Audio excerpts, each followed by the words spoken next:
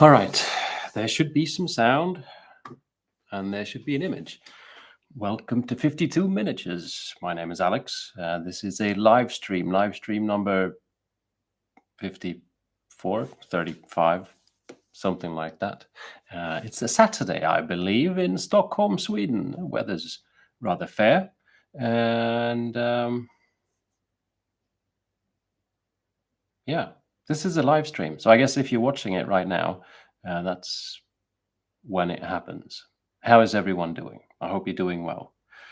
We've got Mark from Montana. You've been waiting here for 43 minutes, Mark? Good work. Welcome. And we've got Max. Loving the Blood Berets thumbnail. Yeah. Am I a bit bright? I'm not looking mystique enough. Can I actually make the image a bit darker from here? Do you think? Who knows?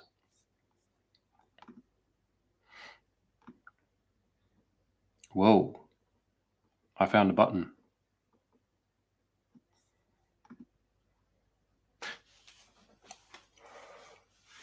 Hello, Kilo. Just relaxing and making coffee. I've got myself some tea, as always. Kind of tried to... with coffee, I'm kind of like... Either I don't drink coffee or I drink all the coffee. Right? All of it. And right now, I'm trying to be in a none of the coffee kind of period because there was a lot of all of it there for a while. Clyde Dashing, how are you doing? Functional, I'm glad. BF, Morgeist, how are you doing? Weird notifications from my computer. Okay, go away. Yeah, thanks. Cup, Wave, Tyrant, good morning. Marco, how are you doing, Marco?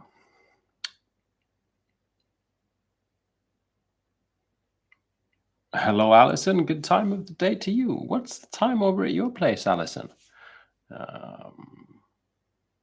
I haven't figured out where time zones are right now. It's always a thing with streaming. I think US-based people have sort of gotten the best of the equation when it comes to streaming. But Mark says all the coffee isn't a bad thing, Alex. Well, it depends. Sometimes it just becomes more of a habit than something you actually sort of need. So when you're on cup 12 and your stomach goes, you should have stopped at cup 6, then yeah.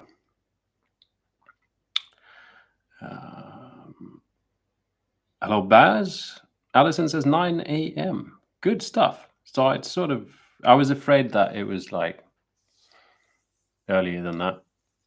I'm glad to hear I didn't get you up way early.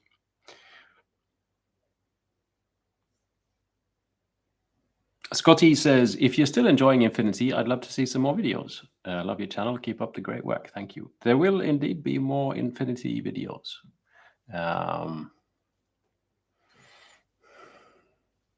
I just the other day received the upcoming starter box called Sand Trap.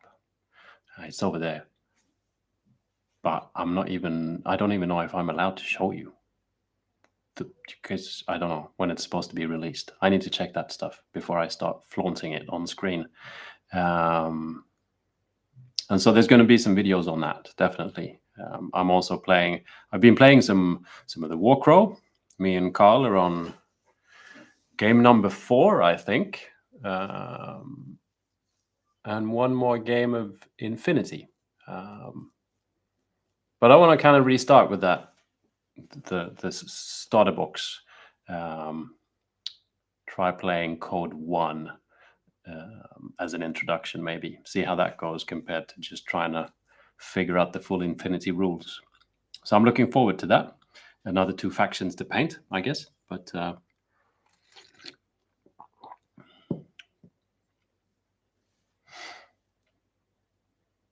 Cup says mountain time zone over here. It's 8 o'clock. You're allowed to drink coffee. Mark from Montana says, I was in Asheville 2 months ago and learned that a good part of that area is underwater now. Yes, I believe there is hurricanes happening, right? I hope people affected are doing okay.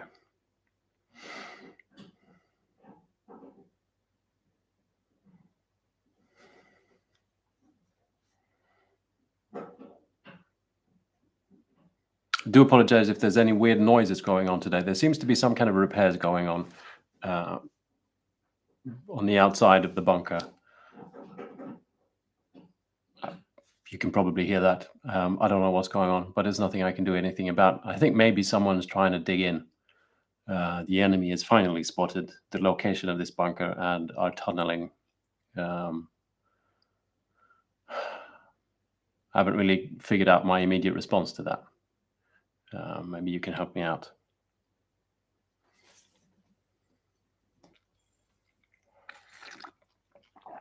Alison asks if this is the bunker where the top lifts off. You're actually seeing two bunkers right now, Alison. I just put this up here so that I've got something to fiddle with. If this is the half of my gaming table, you can't really see it, but in my previous video, I built a hill and a ruined house, and that's just right over there. But all of this yellow XPS foam needs to be like shaped and textured and stuff.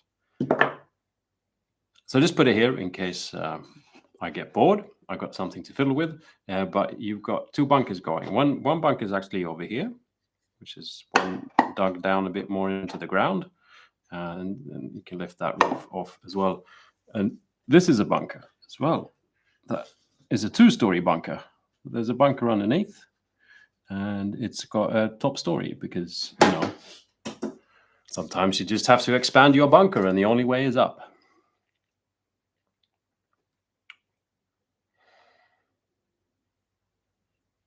Mark's asking me, did you get your figure from Aviatic yet? Yes. I've received the mini, or mini is the wrong word, maybe. Mark in the chat put me onto a sculptor that makes sort of First World War miniatures, I guess, airplanes and stuff. He's also got a sideline of sort of a bit more sort of what happened when the First World War didn't actually end, kind of thing. And there's some larger figurines that I guess you paint just because you like painting. You're not actually going to play games with them. And I bought one of them because I thought they were nice. And it will be painted in the video, and I don't know, I'm trying to plan things. But I've got a plan for that one, Mark.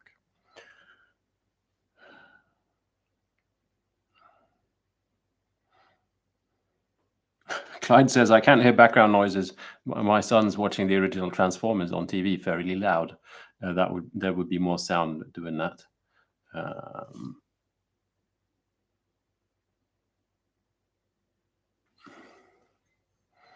Pia says I should probably have a lot of weapons with me in the bunker.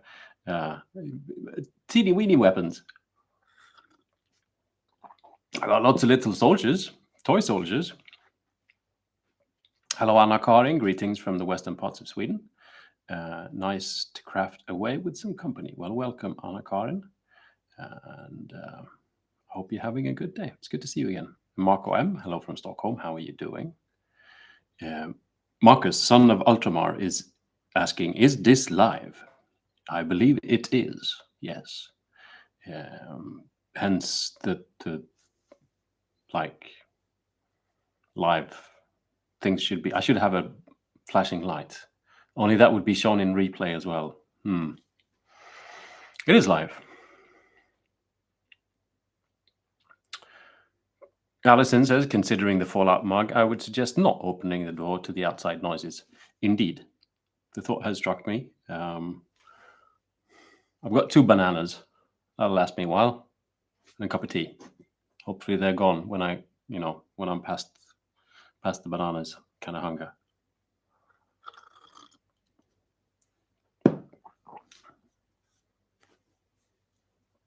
So I was.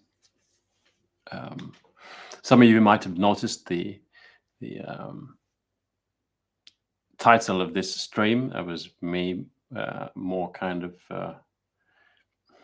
bored. You know, a lot of people that stream, if they're not painting, doing something specific, like watch this stream where I paint my 10,000th Space Marine.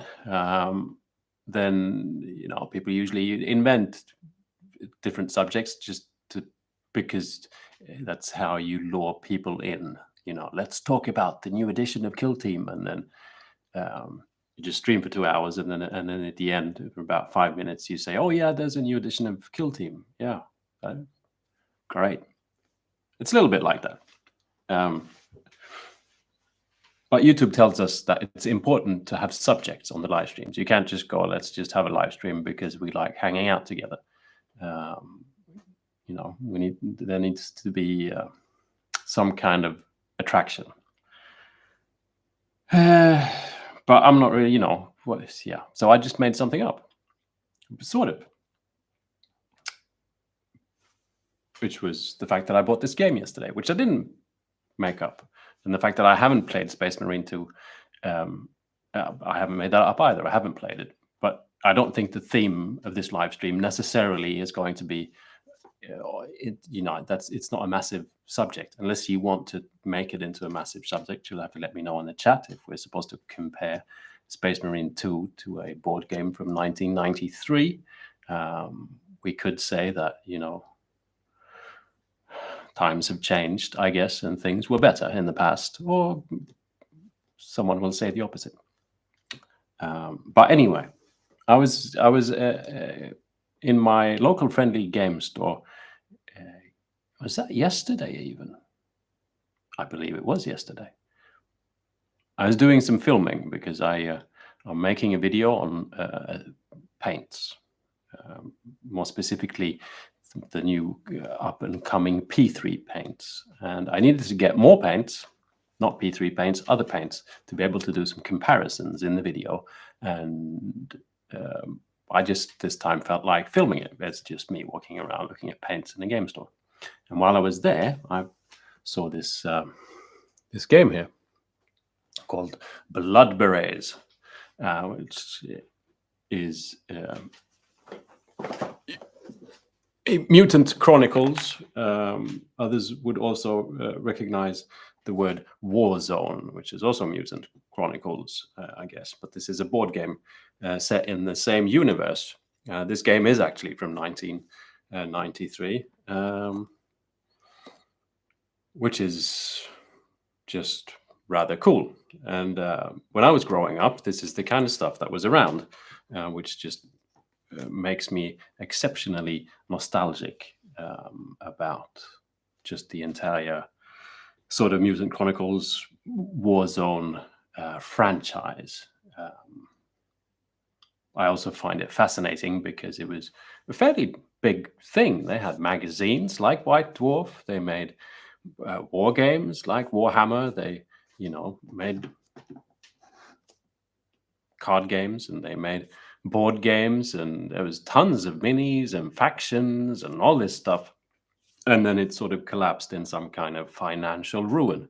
But it, you know, in an alternative universe, this might as well have been Warhammer, you know, and we would all be playing Blood Berets 2, the new computer game, and I would be sitting here with a box of Space Hulk going, I just remember this was my most nostalgic blah, blah, blah, blah, blah, and no one would care about this Space Hulk game because Blood Berets is what's cool. And I just think that's a bit fun and fascinating. And so, you know, to me, the Blood Berets here sort of symbolize Space Marines in a way. I haven't opened it yet. We might. I don't know if I should open it for a video or not. Probably. The plastic doesn't matter, really.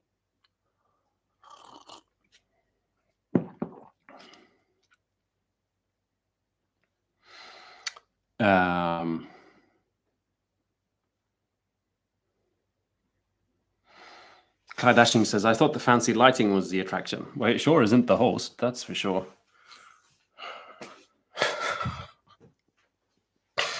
And let's face it, it's not the most overpopulated live stream in the world. But I do enjoy doing this, and I do enjoy saying hi to those of you that are in the chat.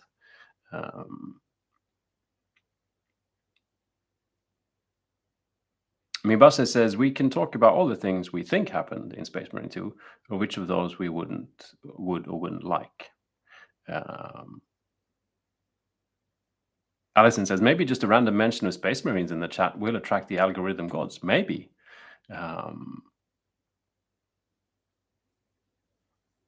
I initially got fed up with just the existence of Space Marine 2, the computer game. You may call me a grumpy dinosaur, that's fine. And I have no issues with people that play the game. I can still probably go through a conversation with you if you maybe buy me a beer. We could talk. But no, seriously, I don't care. It's great if there's a computer game out and people like to play it. That's pretty awesome. I just got fed up with the existence of it because obviously they must have been paying pretty much every other content creator on the planet to make content on Space Marine 2, because all of a sudden it was just everywhere. I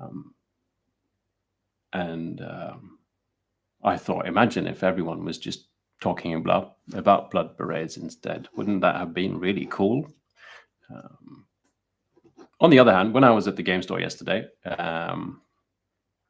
one of the good folks that work there were talking about kids coming in. They'd had at least 3, I think, this week, he said, who were like, I played this computer game and it's really cool. How do I buy an army of the little plastic soldiers with Space Marines? Which is, awesome. No other company in the world could do that when it comes to little plastic toy soldiers. And so that's awesome. But I still would prefer if everyone played Blood Berets instead. Imagine how many kids would just storm all the game stores going, I saw this Blood Beret with extra durable combat boots. How do I get to paint one? Or the lightweight impacting reducing armor sure looks cool. And the colorful combat coordinator unit, how does it work? Who knows? The IR goggles, and the fact that this is techno fantasy conflict. And it's 3D because, it's miniatures. Oh, okay. The best thing is I know that my son, because here, this is, I'm a bit slow today. It feels like one of those live streams where you're just going to hear me ramble for quite some time. For the video that I'm making, I'm painting miniatures from Moonstone. Because I originally got this because I thought, this is supposed to be a fun game. I've had many patrons that said, this is fun. And I bought it when I was at Salute, the convention in London this spring. I've got another story about the miniatures that we need to talk about. But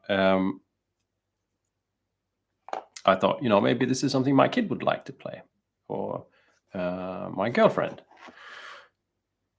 Because it kind of feels like that kind of a game. And I'd say that these are kind of the polar opposite, right? We've got, yeah. It's just, this has got like cute goblins in it. We've got Beaky Bobby and Vicious Sid and Doug the Flatulent. Whereas this has got like horrendous beast screams, undead legion troops burst through the woods. And, there's it's really scary. Whereas this is kind of cute. And they're like the polar opposites. But I can guarantee you, if I would walk up to my son and I'd be like, which one should we play? And, paint up and play. He'd go like, the one with the cool guys with the big guns, and the monstery demons. Okay. Allison says the box art is pretty darn cool on that box there. It sure is.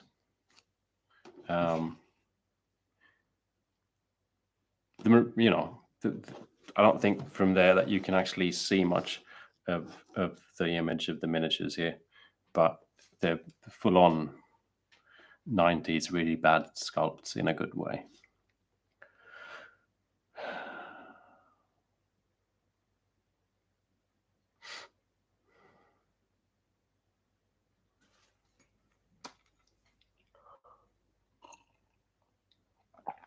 Bia says, my son gave in and got the game today. Since then, I haven't seen him. Should I be worried? He might buy some Space Marines soon. Exactly.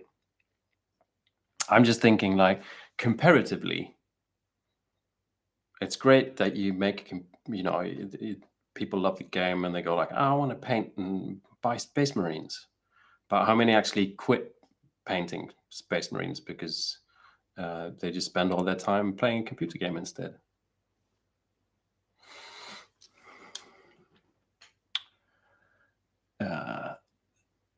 Tuttermuts, it's a strange name, says, hi all, I remember this box sitting somewhere in the back of the local gaming store during the late 90s and having it in my hands many times, almost bought it. Sadly, I didn't. Well, I bought this one yesterday, so they're still around. And yes, it's from 1993, but I guess they're still around.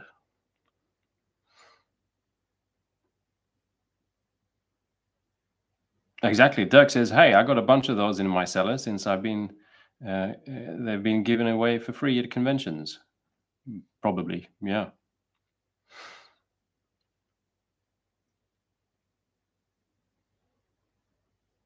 Moonstone says, Alison says, Moonstone is such a good game and no war theme, which is kind of a nice change of pace among the Warhammerers. Definitely. And the sculpts are really, really great. I've painted 3 of these miniatures now, and they're just lovely little miniatures to paint and fun. I did have some issues priming these miniatures, which is really strange because I'd assembled some of them and I picked up my favorite go-to airbrush primer, which is called One Shot Primer by Ammo by MiG. And I use that primer on anything, metal minis, resin, whatever. It works perfectly on anything I've used it on so far. And I primed some miniatures I 3D printed perfectly, and then I picked up a Moonstone miniature and I sprayed some paint on it, and it looked like you just sort of throw a bucket of water on a window, kind of windscreen. It was just pouring off. And then I remembered, wait a minute, these are resin, and I haven't cleaned them, because sometimes when people sell miniatures made out of resin, there's still residue of a release agent, which is what makes the mold release from the hardened resin. And it's still stuck on the miniature, so you need to sort of clean it with some soapy water just to get it off. And I was like, I forgot. And so I took all the miniatures and I carefully cleaned them all in soapy water and let them sit to dry to the next day, and then came back and sprayed them with my airbrush primer. And it was like the water on the windscreen again. It was just pouring off. Nothing happened. And so I changed airbrush primer to a Vallejo, and the same thing happened. And I changed airbrush primer to something else, and it still happened. And I cleaned the miniature with IPA, and it still happened. And then I got out a rattle can primer instead, and that kind of stuck there. But on half the miniatures, the airbrush primer has actually cracked. So it's not actually gripping onto the surface, it's sort of on top of the surface, and so when it dries and shrinks, it just cracks, and things look really, really bad. And I reached out to the creators of Moonstone, and they had a really, really nice customer service. Said that from time to time they get batches that are really bad. This is sort of how I understood it. So this is not something that happens to everyone, but it can happen to some. And it seems like the batch that I got was really bad, and they're sending me replacements. They're sending me a new, all the minis that,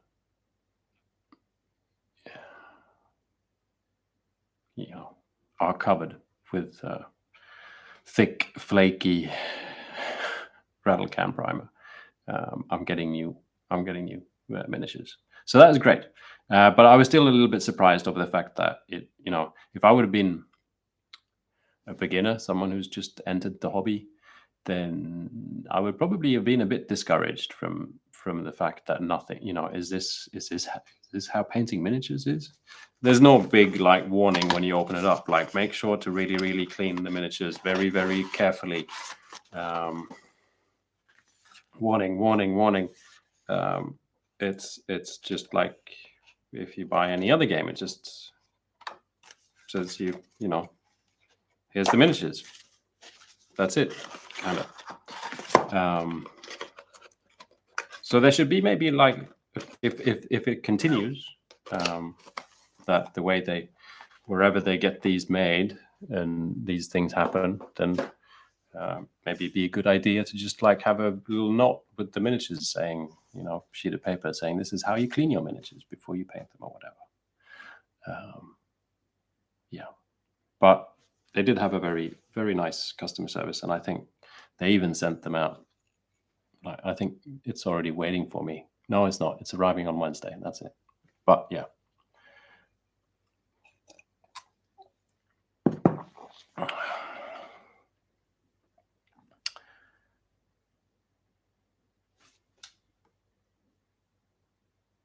La Taberna de Samundo. That's a good name. I love Warzone. I have a small Dark Legion collection. Yeah, I kind of love Warzone as well. I just like the art, and some of the miniatures are really good. Some of it is really quirky 90s sculpting, but some of it is really, really cool. I am sort of slowly buying Warzone miniatures. I want to make a video on Warzone at some point. It could be in 5 years, who knows? At some point, it's like the game that died.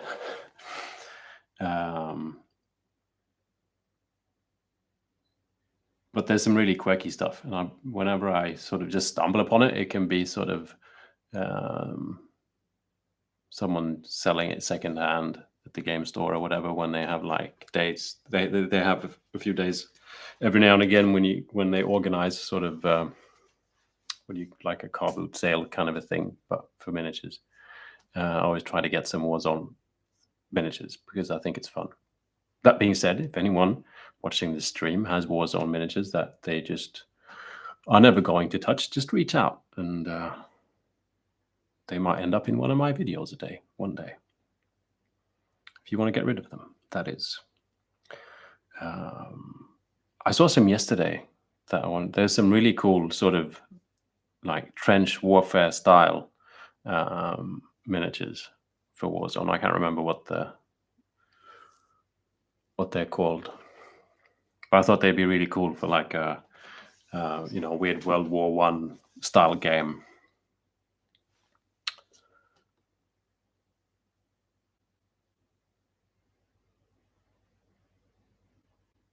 Uh, 3D Foundry says the box art is from Paul Bonner. He did a lot of work for Target Games back in the 90s. Indeed. Target Games is the name of the company that deal with all of this. It was actually to start off with Mutant and all of that was Swedish, which is maybe why I kind of like it as well, because I think a lot of this stuff was around in Sweden, maybe more so than in other countries. And then I don't really know the full story of how it ended up where and everything. There's been a recent, like the name Warzone, like the concept was bought by, I can't remember who, and they just released a Kickstarter or something of like a reboot of the game, I think, with new miniatures and stuff. But I just like, it might be fun to get the rules or something, but you can play with the old rules. But I thought it would have been so cool if they just stuck to the fact that we've got, I don't know. I think retro gaming could be a thing. Like even Warhammer is doing old world, not just as a dumpster for whatever teams, factions they don't want in Age of Sigmar anymore. It is actually a nostalgic thing that they're milking, and I think more people could do that. And I was sorry to see that the new Warzone that was created was trying to do like modern sculpts instead of just going full on. Let's just revisit all the cool stuff that is part of the IP. Stick to that, because I think that would have been a more successful route.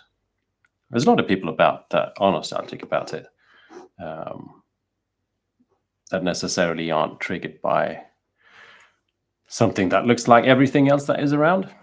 I'm being a bit harsh here, but that's because no one's given me any super chat money yet. Also, has anyone joined my Patreon recently?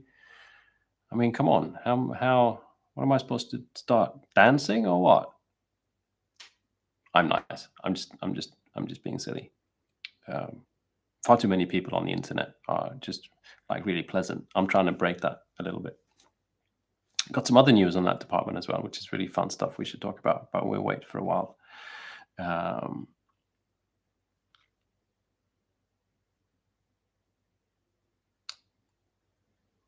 3D Foundry says, I love Warzone too. Warzone Eternal is coming soon. You can get some of the metal casts from Prince August for the game. They're great sculpts, very bold. Okay, is that the stuff that I just talked badly about, or is it something else? Because I know there's been different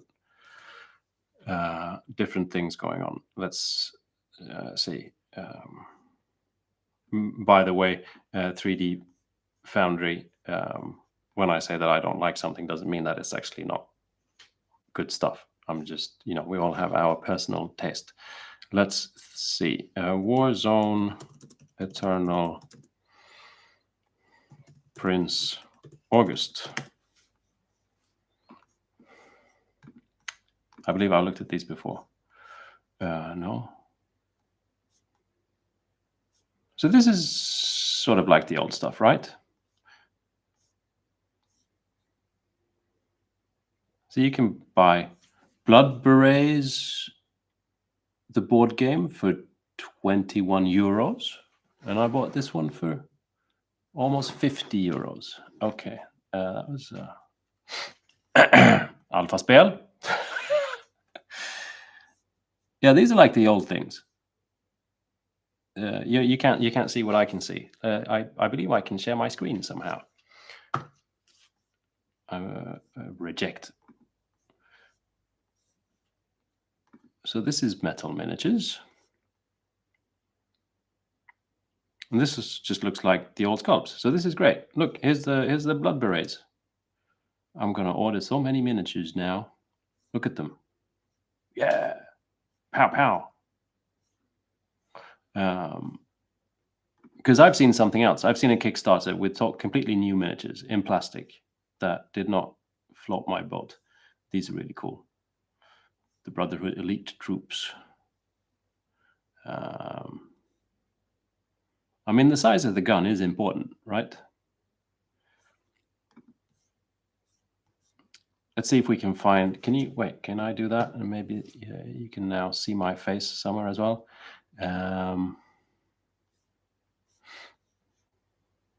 So there's some really interesting sort of trench warfare. These are cool. I want to see if I can find the trench warfare fellas. Maybe, maybe not. Is there factions to choose from, or is it just, here we are, Warzone. Ooh, I can't remember which ones. No, I don't know what faction they are. It's all like different corporations and stuff. And then there's demons and dead people. That's a cool mini.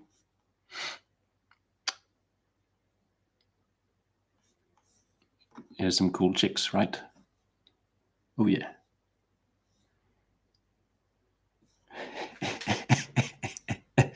This is great stuff. See, they were doing female space marines before.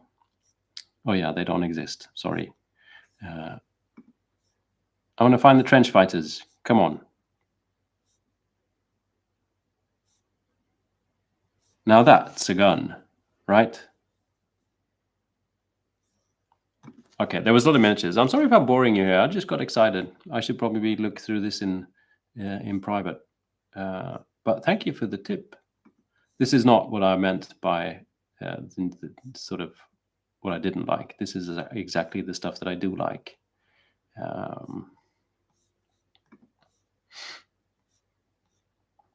And so I should order stuff.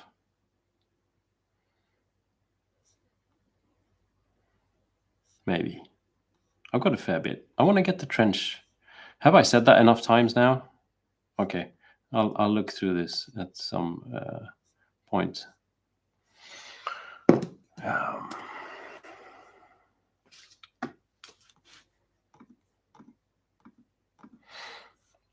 That was very cool, 3D Foundry. Thank you for the tip. Clyde Dashing. Sorry, forgot tea costs a lot these days.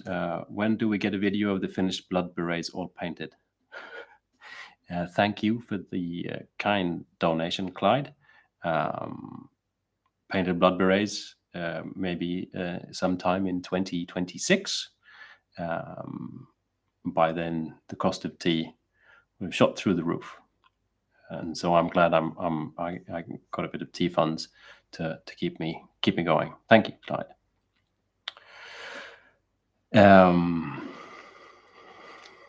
Dirk says, same here, had some experience with the Moonstone miniatures too. Yes, there seems to be a bit of an issue after cleaning.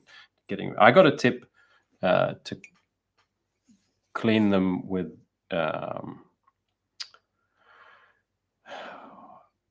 toothpaste.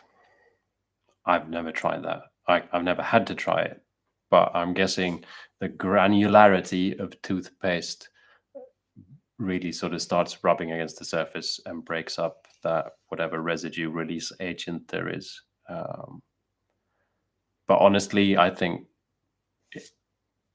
if it's stuck that much, then they should be doing the cleaning kind of before they sell it. I'm in a good mood today. Can you hear it? Larp Beard says, I'm late to the party. What did I miss? I have a bunch of proposals, a bunch of Heartbreakers, Dark whatever game, and some RPG minis. Could work for Trench Crusade.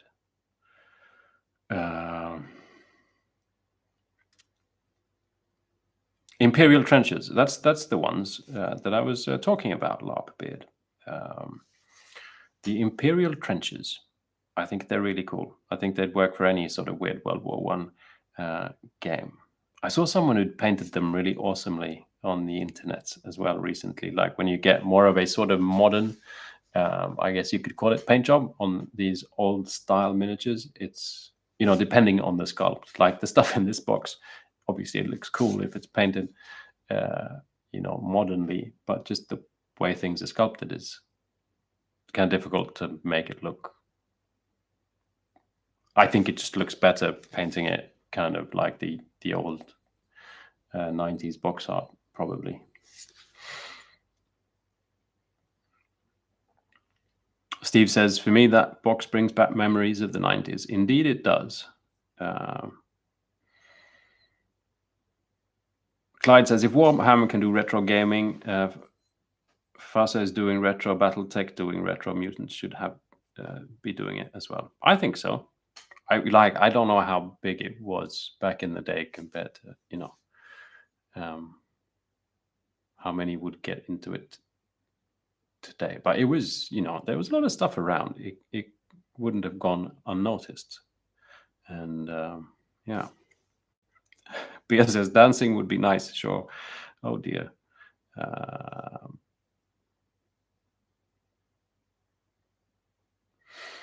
3D Foundry says Warzone Eternal is the new version of the game. Yep, I'll have to check that out. That's cool.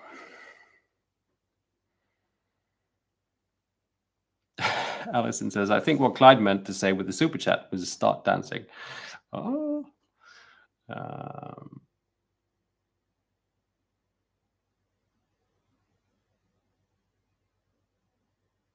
Stockness says they had females in all factions except Mishima with excellent lore. Morning Wolves, Valkyries. I bought a box at some point. They're down there somewhere. I need to get them.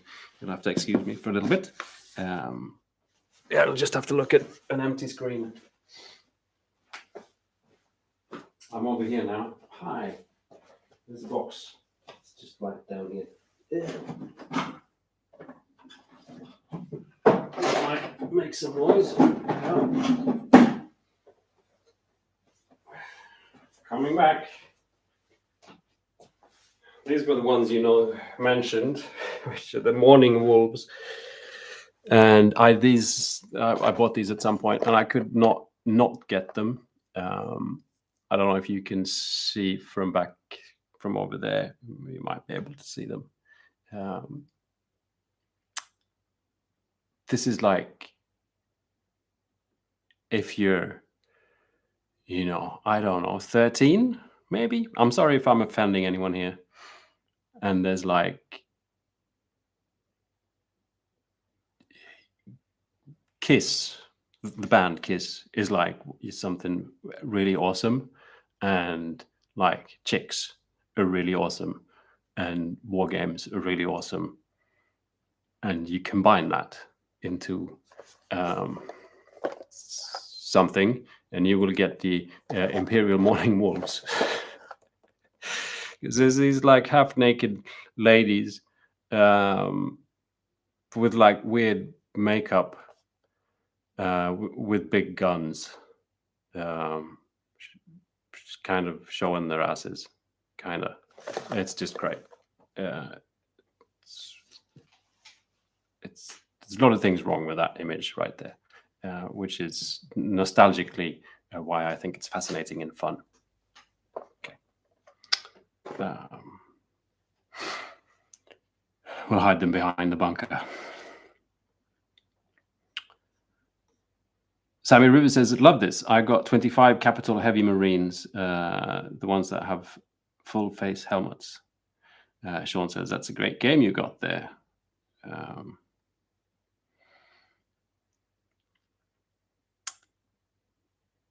Yeah.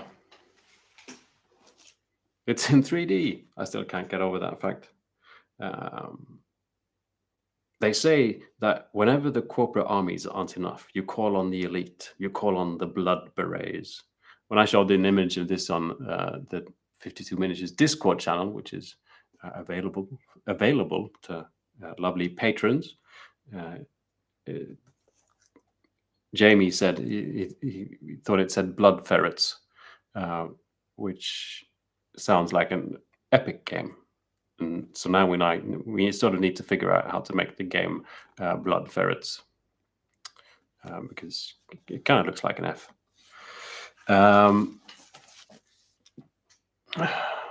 Anyway, they've seen it all: the swamps, the sands, the Arctic waste. But there was something about the jungle, the deafening quiet made more so by the thick foliage overhead pressed upon the berets as they methodically worked their way through the jungle.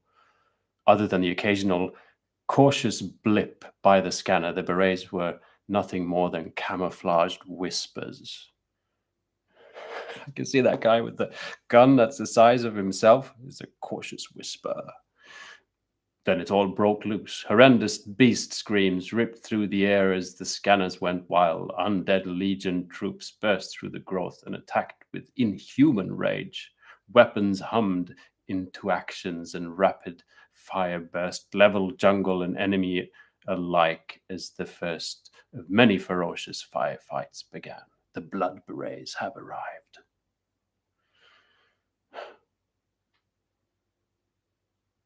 Yeah. 9-piece double-sided board game showing the jungles of Venus and an underground fortress. 16 detailed plastic miniatures of the Imperial Corporation Blood Berets and the dreaded Nephirite overlords and undead legionnaires of the Dark Legion. 1 tactical display map, 1 sheet of 70 counters, 1 deck of 56 cards, character cards for all the miniatures, equipment cards, dark symmetry cards, and weapon cards. 1 die, complete 32-page rules designed to teach you the game in logical stages. What more could you want from a board game?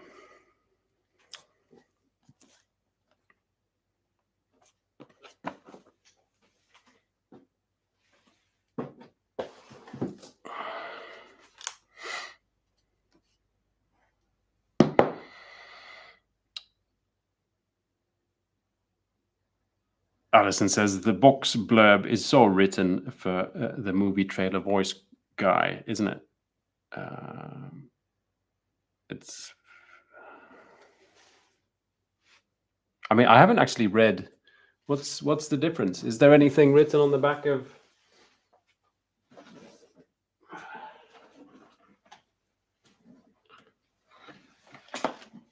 I mean, things haven't changed. Sorry, it's upside down on one side. The galaxy burns. War Master Horus has betrayed the Emperor of mankind and plunged the Imperium into civil war. An age of darkness has descended upon the Empire. Blah, blah, blah, blah, blah. It's a war of brother against brother, Space Marine against Space Marine, which has seen the might of the Imperium's vast armies turned upon itself in a cataclysm of fire and blood. In concept, I think we're still sort of living in the same kind of worlds.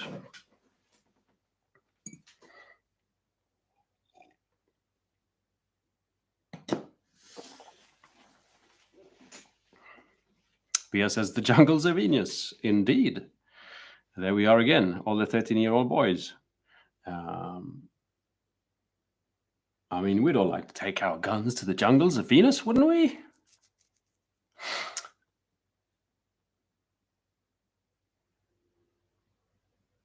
Sean says that and Siege of the Citadel are great classic plastic and cardstock board games. Yes, I want to get Siege of the Citadel is another one of the Warzone board games, I believe.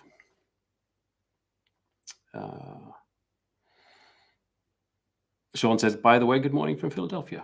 Good morning.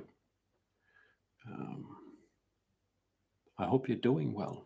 Let's open the Blood Berets box then, and then maybe I can get on to shaping some foam. What is everyone working on out there? Any exciting hobby projects, or are you just looking at me reading bad copy?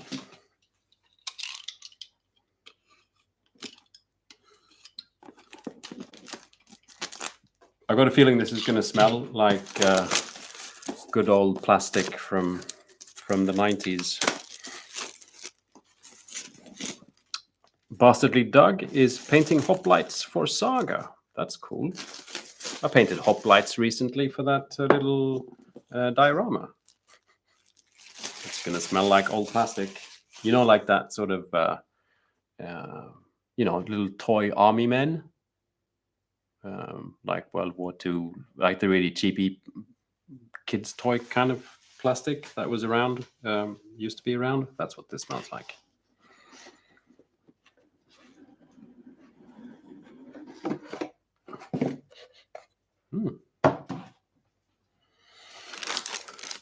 Here's the fabulous minis.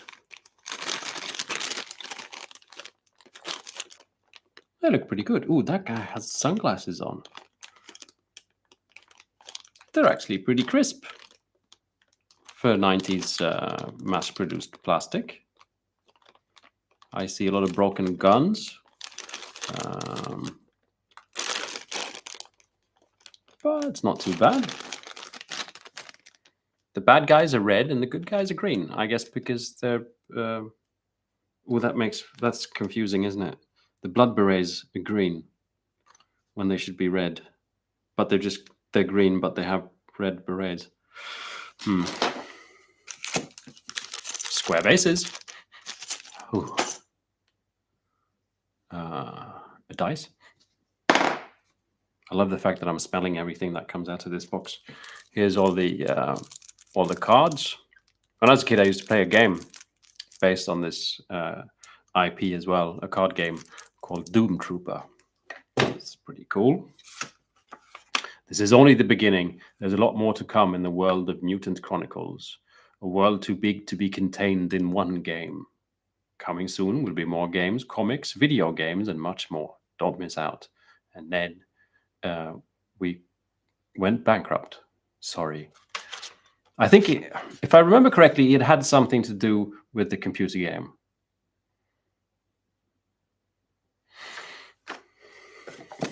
Like they plowed all their money into the computer game and then didn't get their money back.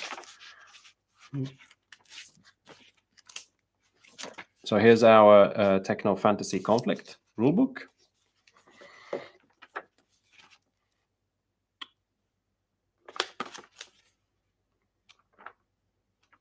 The art has always been really, really good. I find. In this, there's not tons of art. There's like small sketches, but you know, that's just a really cool piece of art. That one as well. It's very sort of comic-like. And here's our two-sided. There's the jungles of Venus. And on the other side is more sort of a dungeon crawly underground thing with tentacles coming out of the ground.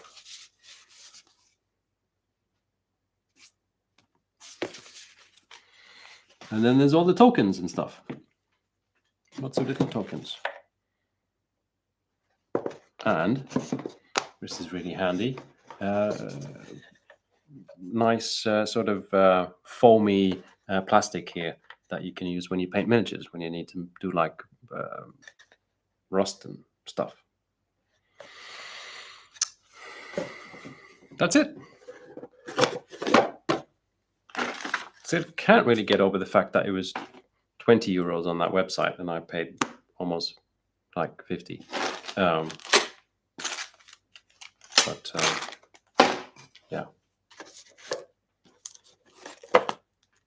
Still cool. So how many miniatures were these? 16, I think. I've got 16 miniatures to paint. And like there's two demons that are kind of the same sculpt, and then there's undead legionnaires, which are all kind of the same sculpt. I think they haven't even got different faces, do they? No, it's just the same mini. 1, 2, 3, 4, 5, 6, 7 of them or something like that. And the Blood Berets looked like there's at least 3 different versions of Blood Beret, maybe 2 or 3. Cool stuff. As I said, I get a lot more nostalgic about this kind of stuff than I do from Warhammer, which is strange, but that's just the way it is. So let's see what people are working on.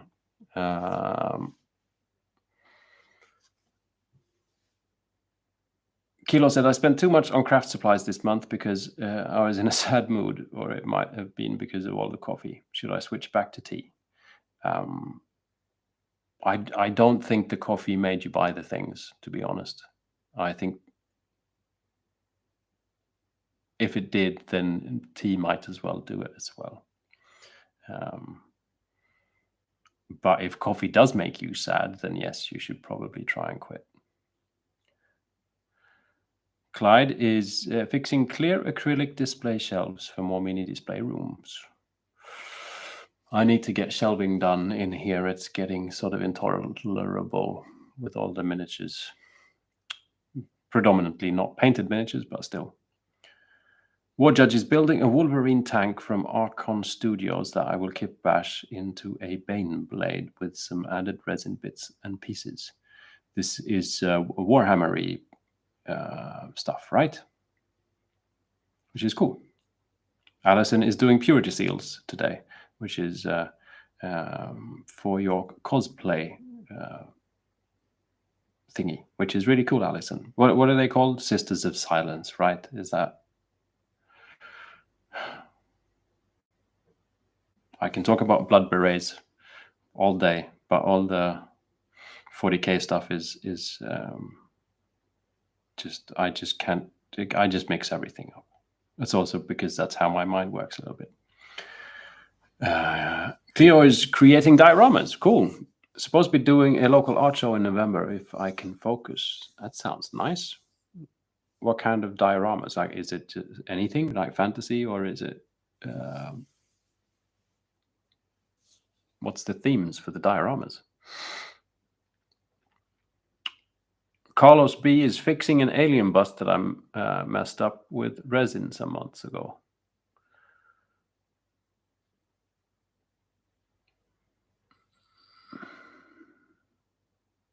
An alien bust. So is that like the Alien? Ridley Scott's Alien? Or is it any alien? Like what are the aliens from Simpsons called?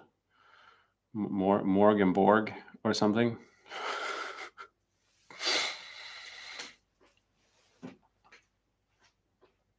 Baz is painting hostages for Spectre operations. That's cool. Streknis is Zombicide Black Plague, painting the notorious Plague characters. I didn't know there was a Zombicide Black Plague, but that sounds fun. Is the entire setting medieval then? Like, because there's tons of different versions of Zombicide, right? Is that like a medieval version of Zombicide? Because that's a fun idea. Kilo says, my art debate is this month. Make the diorama brick wall from scored and painted foam board or from teeny tiny bricks? It depends on how much time you've got.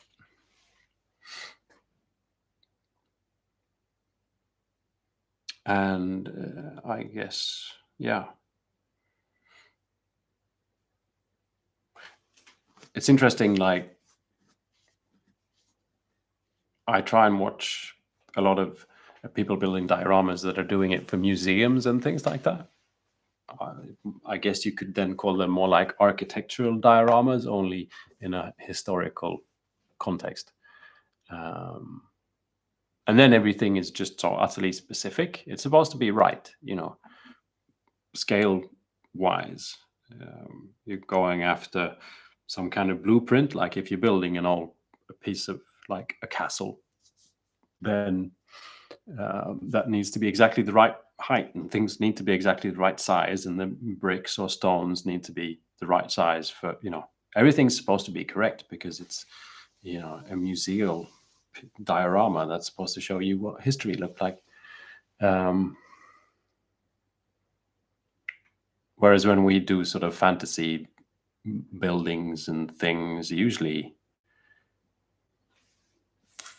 we quirk things up a little bit. One of the reasons it's easier. It takes half the time to build a wall with bricks that are twice the size than they should be, because bricks is one of those things that people always do way too large in like fantasy or tabletop games. I've done it on mine.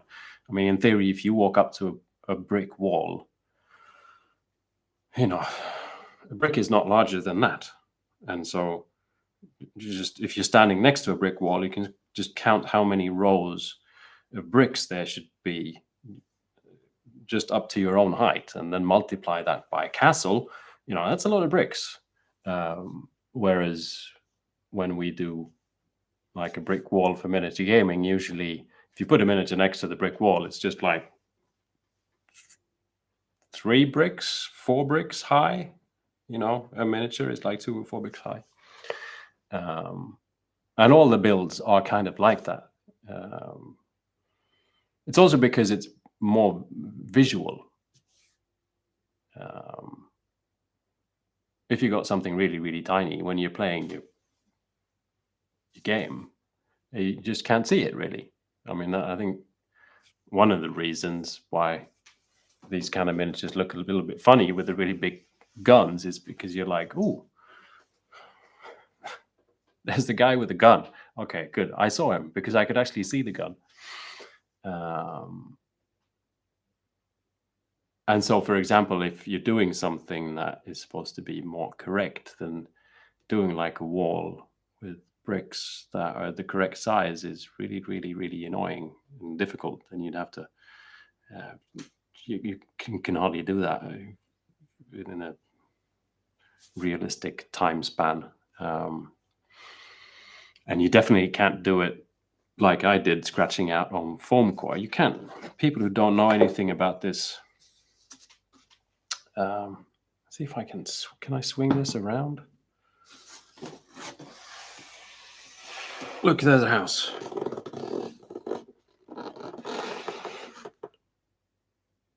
And I don't know if you can see it, but there's like bricks happening here.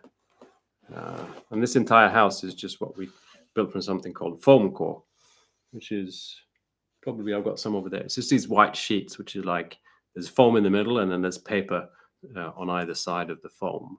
And if you remove the paper, there's this foam inside, and you can just take a pen and you can just sort of scratch out these brick details in there. And it kind of looks like bricks, which is a really cool, simple, and effective way to build little terrain houses for your miniature toy soldiers to play pew pew in. But I mean, the size on those bricks are just realistically way too large. In a if it would have been a proper world, then they would have been like big stones,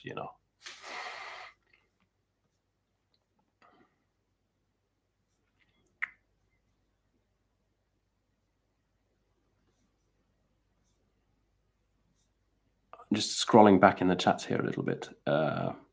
Alison says regarding her cosplay, Sisters of Battle. That's so. What's Sisters of Silence? Is that something else? It's like a cool 80s rock group that kind of looked like this.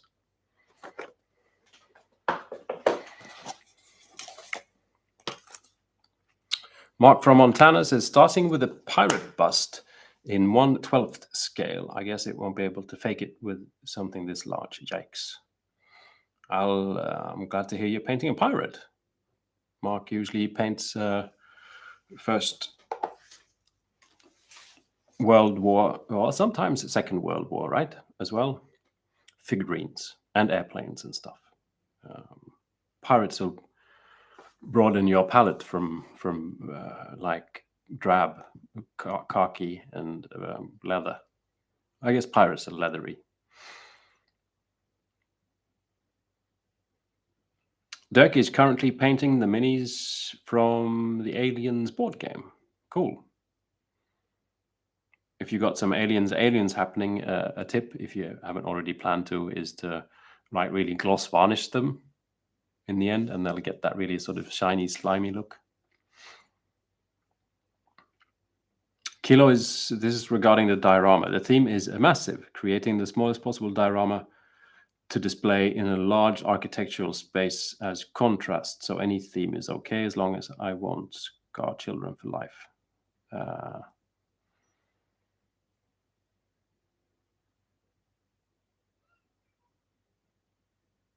Okay. And I have no time ever foam board for the brick walls. It's a really, I mean, if you just line up just with a ruler and just, draw lines and then squiggle about. It's a pretty fast way of doing a brick wall. Ramirez, thank you very much for the kind donation. Hi, Alex. Tried to do this on desktop and broke YouTube. I'm sorry, the fact that you gave me money broke YouTube. But let's hope it's there when we come back.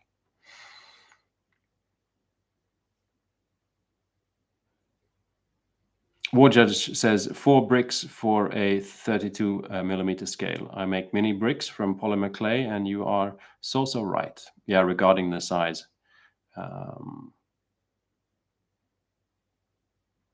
I mean, it'd be just working forever if you're building a wall brick by brick using bricks. That would be the right scale for 28 millimeter gaming. That's just kind of silly. That's why you have sort of 3D printed terrain. Honestly, that's where you can get into that kind of stuff.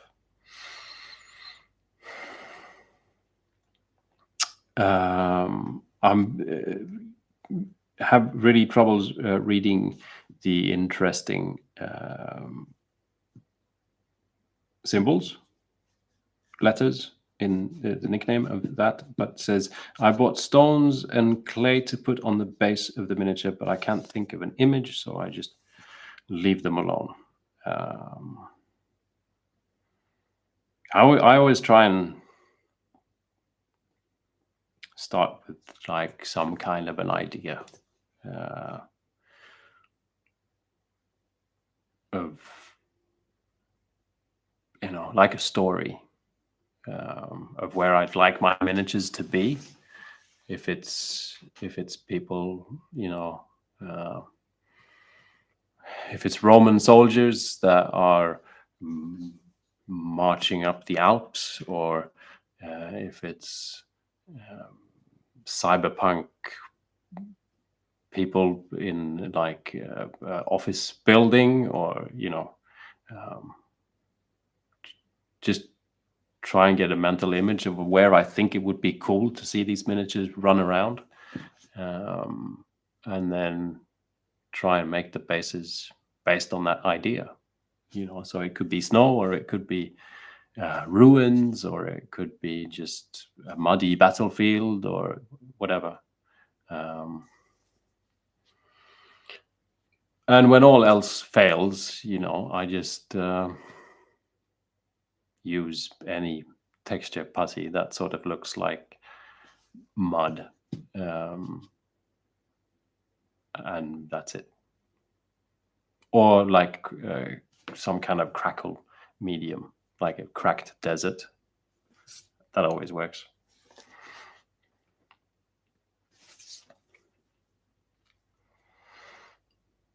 Cleo says 164 scale diorama of a dive bar loo displayed near exit to the public restroom, and so on. You're babbling. Yes, I think I get it, but I think I get it. Moving on. Cleo says that ruin is beautiful. Well, thank you very much. War Judge is talking to someone else in the chat. We'll leave you to it. Loped says the board might be called kappa in some places. Yes, in Sweden we call it kapa. Or something else. Can't remember. There's another. It almost sounds French.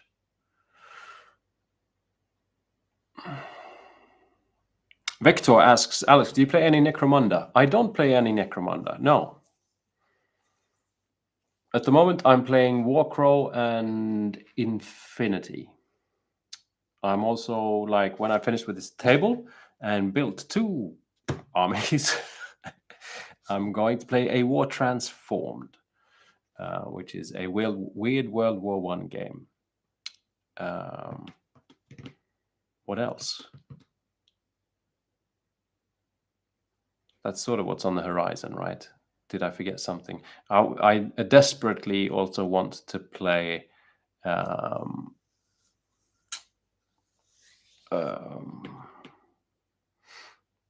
What's the one with the Napoleonic monster hunters? It's totally slipped my mind. Silver Bayonet.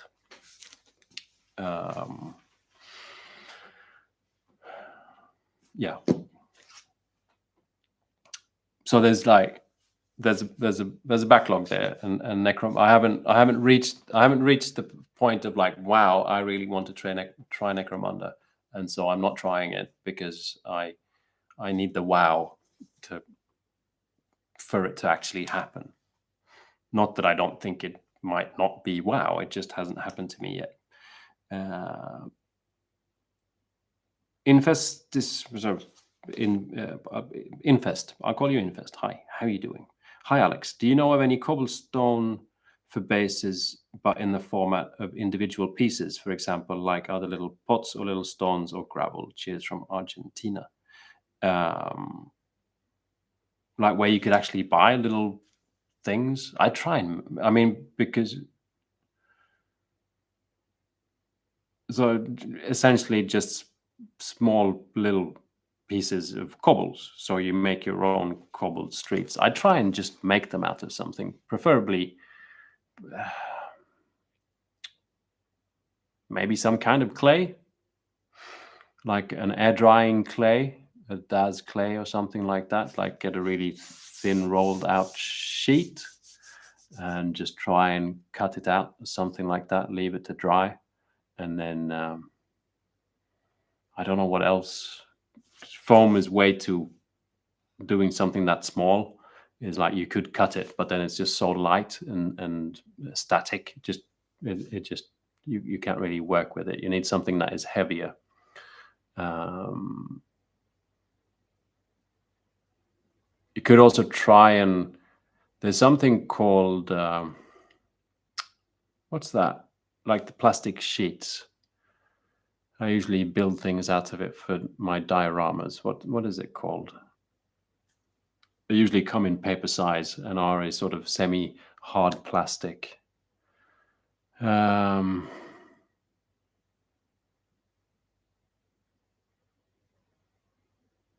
can't remember what they're called. I need to go get my a box. So we need to be able to be counting people here.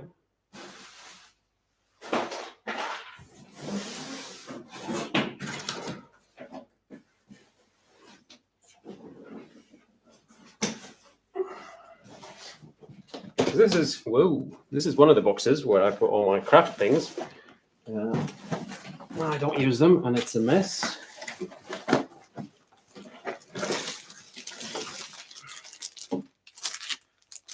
This kind of stuff. This says ABS plain combo 7. That's not the word I'm looking for. Can anyone in the chat, do you know this is plastic sheets? The name of it has completely slipped my mind. Like this is probably 2 or 3 millimeters thick. So like cutting strips out of this, small thin strips, and then cutting out each individual piece.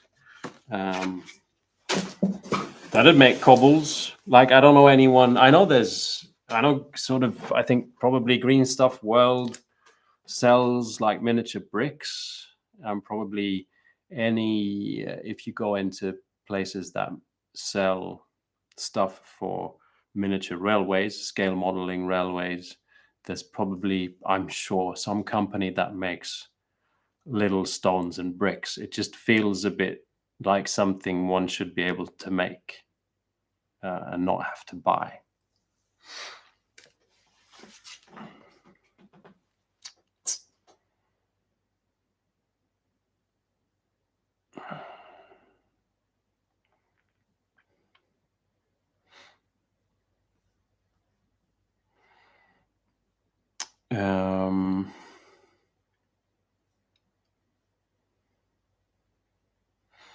Okay, trying to find my way in the chat. Ramirez says, I really want to make a full Harlequin army in 40k in the flavor of the cast of the music video for Total Eclipse of the Heart. But after hours and hours of scrolling through 3D files, showed me I have to sculpt the whole thing myself. Can you sculpt Ramirez? Because in that case, it's cool. Mark, regarding his pirate, says, no, I need to get a good claret shade and then learn how to shade and lighten reddish tones, breaking free from khaki and olive drab.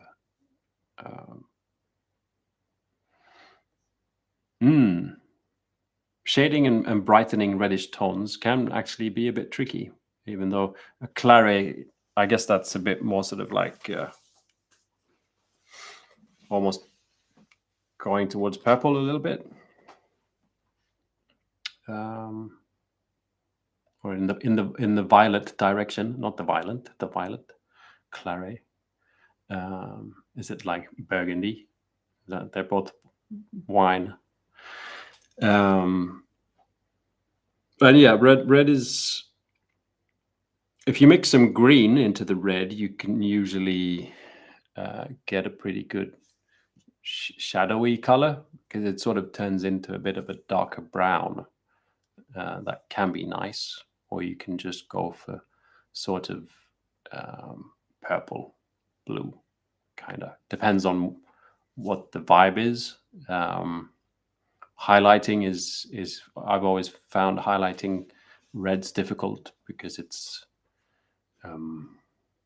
again, this is a claret, like burgundy-ish, so that's a little bit different, especially if it's a fabric. Then highlighting fabric can be, even if it goes to sort of like a pink or a white, or in that direction, it's not as bad on fabric, because it could just be stuff that's, you can imagine it's just bleached by the sun and stuff like that. But trying to highlight model of a Ferrari, for example, that's just horrible, trying to just get brighter red. Sometimes it's you can almost highlight it with like a really bright color, like an almost white, and then sort of go back over it with a red ink or something. But again, you're not going red. So if it's more towards the sort of purple or violet direction, you could try and to get a highlight. You could try mixing in a warm skin tone. That sometimes like that can work better to highlight the sort of purplish kind of colors. Because if you add a white, it just goes a bit bland and loses color and doesn't really look like purple anymore. But if you add sort of a warm skin tone, that type of color, because it's like a white with some red and some orange and stuff in it, is a nice way of highlighting. Like if you mix the purple with a sort of light, sort of warm skin tone, you get a color that you can use to highlight the purple, if you see what I mean. Could be worth experimenting with.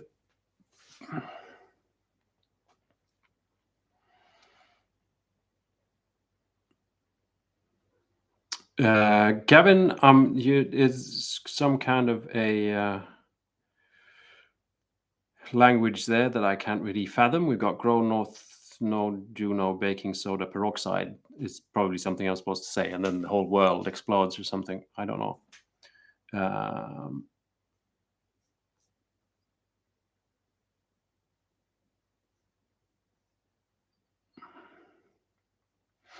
Cleo says there's a nice Etsy seller in Greece who makes small bricks.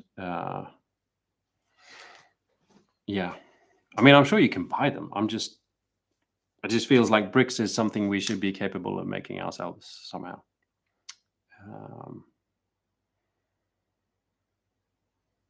Hello, Adrian. How are you doing? I hope you're doing well. Mibasa is asking, how is Warrow? I kind of like it. I'm still playing. We've played through all the.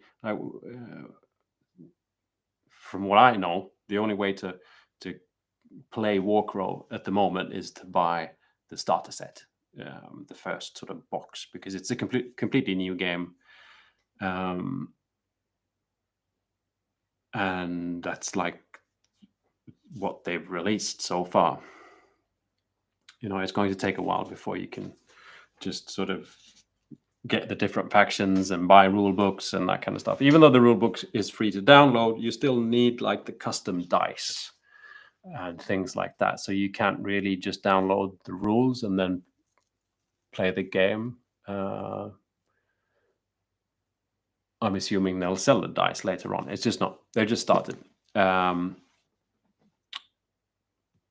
And I found that it was very kind of tricky to get into at first, only because of how the rule book is written. It feels like it's more complex than it actually is. So when you actually understand what it is the text is saying, then you're like, oh, so that's what they mean. And then you play. And in that rule book, there's like, I think 4 scenarios or something like that are meant to sort of teach you the game. And we've played through those, and they're very fast.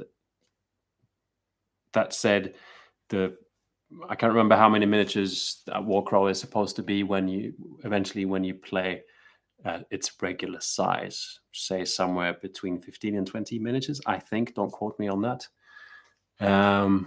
Also depending on the scenario. And right now what we've been playing with is 5, 6, not even 10 miniatures per side. So obviously things move on pretty rapidly. But it's very much a sort of, you walk up to someone and you smack them in the face and they die, or you don't. And it's fast. It's so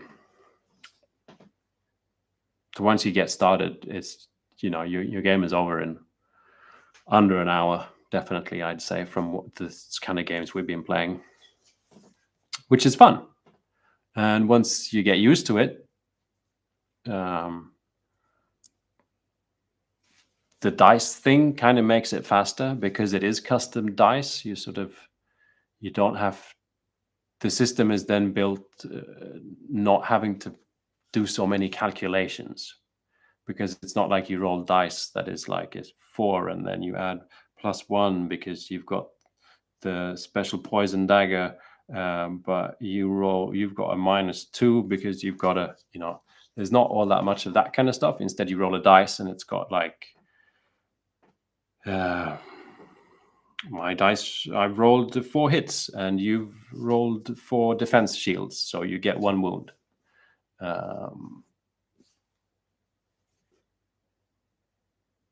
So once you get used to the system, it feels like it's faster than many games that use more of a non-custom dice kind of thing. I don't know. We've been enjoying it. But it is a slightly confusing rule book. I think, maybe it needs a lot of games, a few years later, enough people have said like, what actually did you mean by this sentence? That it's been fixed.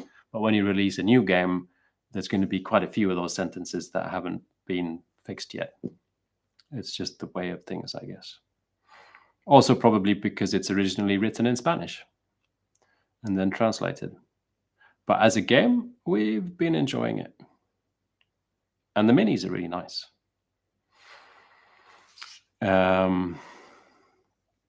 Again, a nickname I can't pronounce.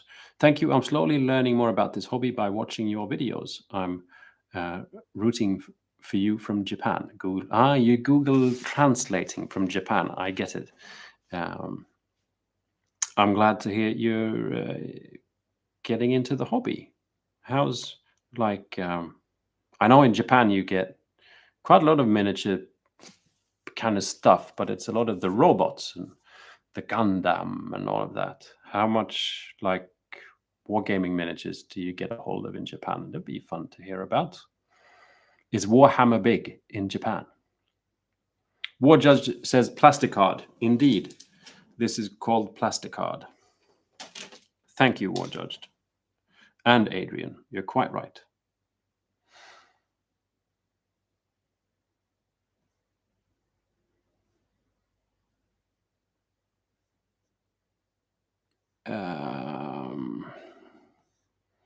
Trying to find my way in the chat again.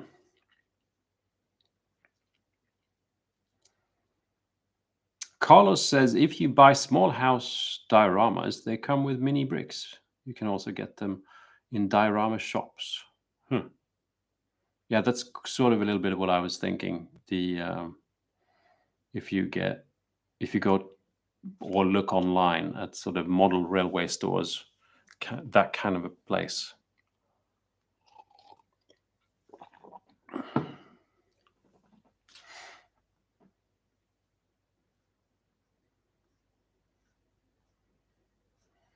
Mark says, yes, claret similar to maroon. I want a faded effect for an old top coat, but I don't want it to go pink. Try the warm skin tone thing. Add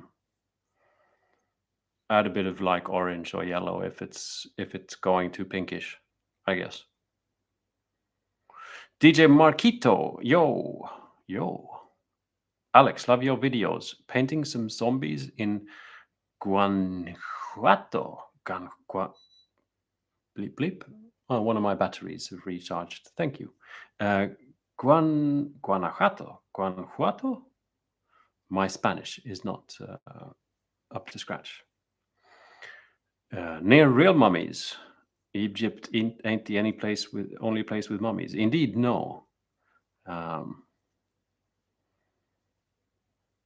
I'm still fascinated about the fact that some of the old paints, there was a mummy brown. There's also a paint that I've got, an ink called Caput Mortuum.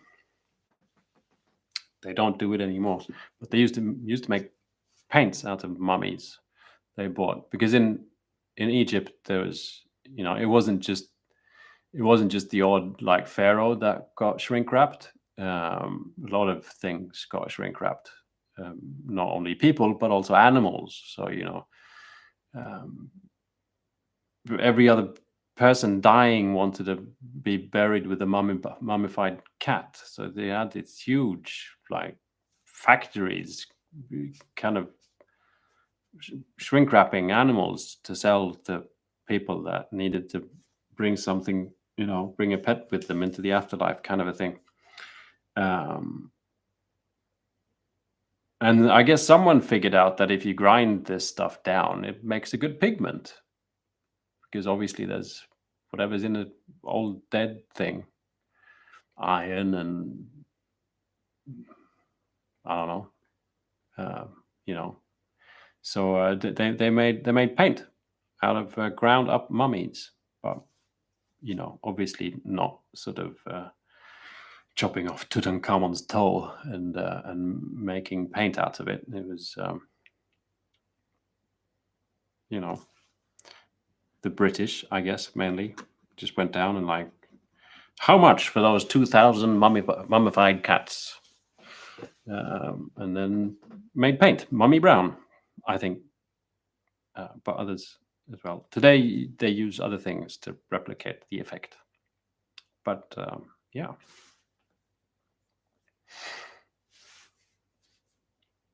Cleo says, nowadays I try to ask myself before buying a kit, a print, or a new paint color, can I make this myself?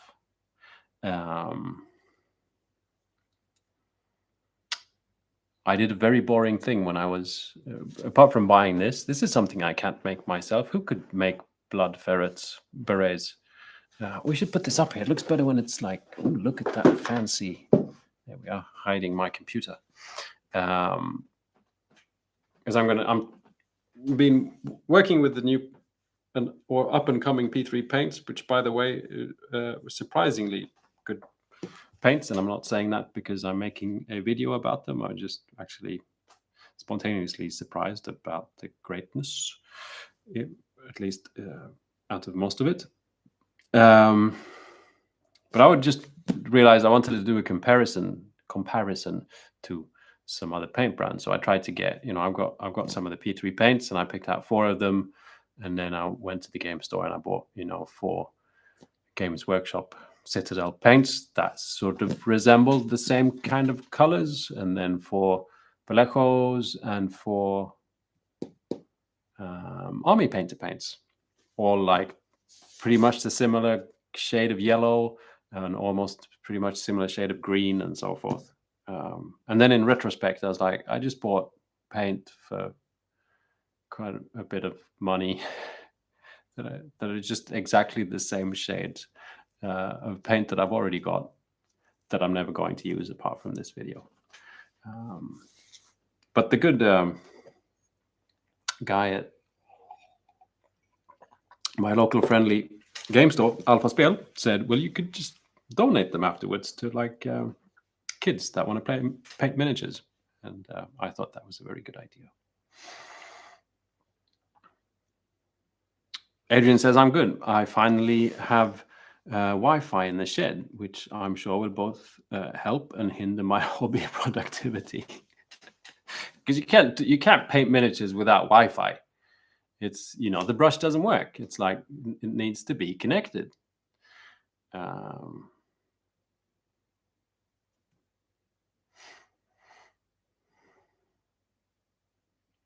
Ren says, morning from the East Coast, painting up some Helgast from the video game series Killzone.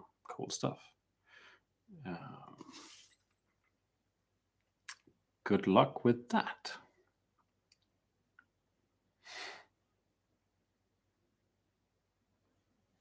Cleo says, I mean, do any of us really need any more paints than 2 blues, 2 reds, 2 yellows, a black, a white, and a silver?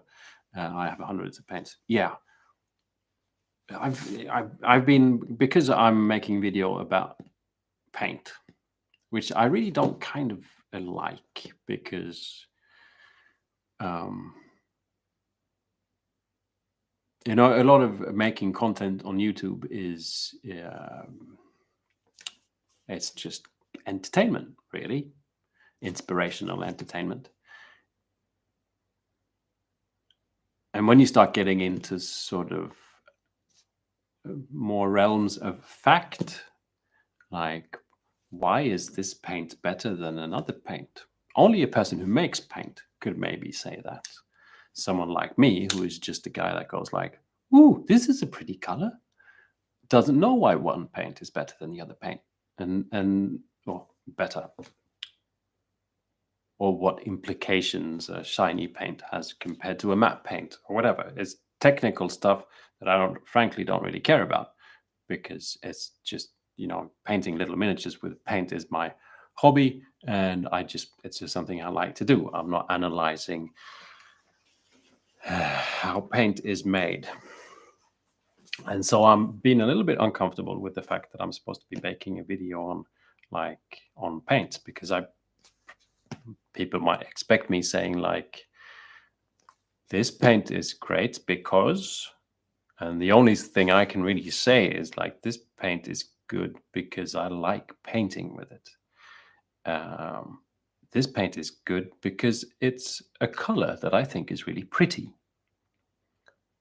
And in fact, that is sort of in the end kind of maybe what is a little bit important when it comes to our hobby, as a hobby, our relationship to paint. A lot of people talk, about how well does it cover, and sure, that's important, or does it flow nicely off the brush, and sure, that's important. And there's all these like technical specs that people talk a lot about, but the most important thing is if the paint makes us feel happy when painting miniatures, and that's just purely emotional. And the rational person would only have 2 blues and 2 reds and 2 yellows or whatever. But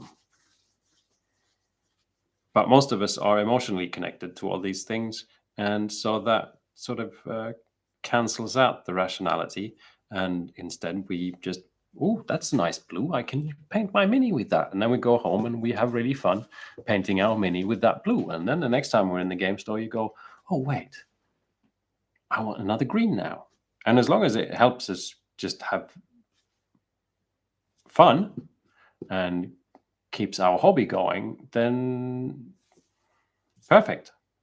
Things don't need to be rational. Things don't need to be, practical. They can be emotional. The whole thing about having a hobby is unpractical and unrational. Okay, this turned into one of them moments. I'm sorry. Welcome to 52 Miniatures. My name is Alex, and every now and again, I go on a bit of a tangent.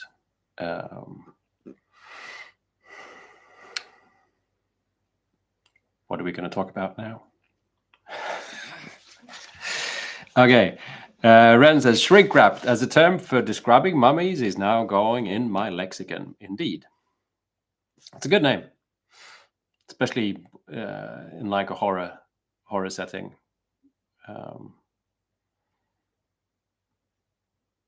When you're stuck in your bumper surrounded by shrink wrapped old angry Egyptian people.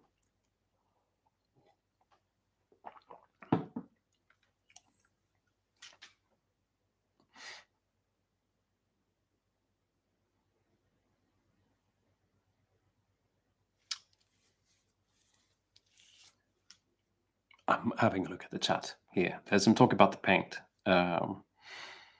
Wet palettes won't preserve a mix forever. No, it actually doesn't really preserve paint at all. It's sort of, I think the best attitude to have towards a wet palette is that it's just somewhere where you put the paint while you're painting. As soon as you stop painting, you can just be better off not really going back to that paint, because it'll sort of just mix itself with water and become something else, or it'll just sort of become a little bit dry-ish. I try very hard just to put less paint in the wet palette, and as a just sort of in-between place between the pot and the miniature, it just goes on the palette, and then I don't keep it as a storage for the next day or something like that. Yeah.